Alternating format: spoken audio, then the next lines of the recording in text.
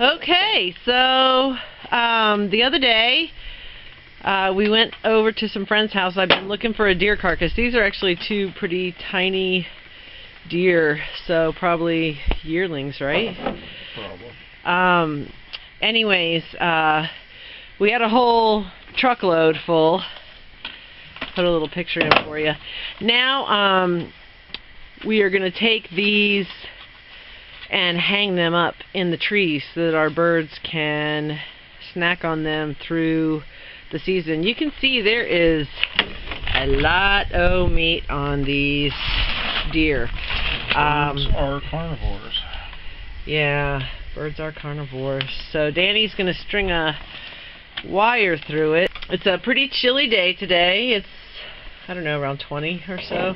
It's maybe 17. Oh, there you go. He is my weatherman.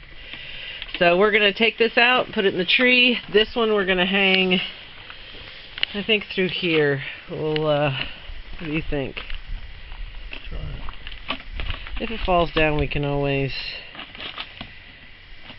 tack it back up later, but it might do the trick. This is our first hanging our own deer carcass. Last year my neighbors came and brought me a carcass, Merle and Carol. That was a fun adventure day.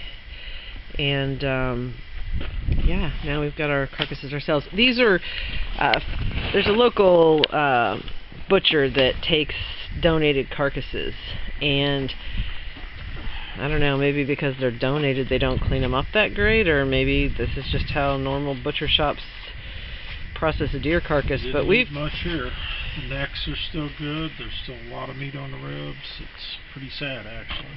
Yeah, I think they're doing this for the people who are needy. And our friend, he actually took most of the dozen or so. Okay, most of the dozen or so carcasses that were in the truck last night we left at his house.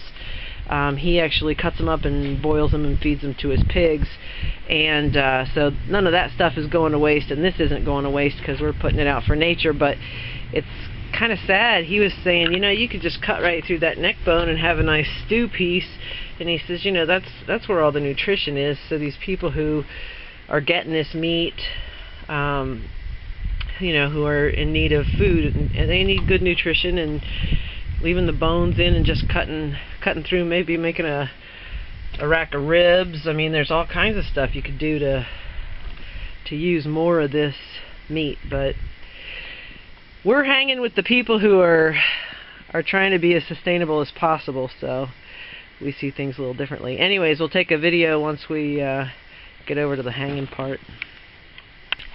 Alright, so we've got our brave little guy just hanging out getting some seeds.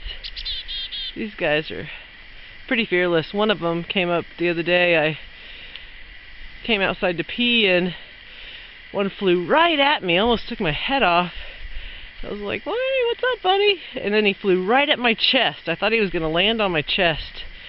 Well, the bird feeder was empty. I think he was letting me know.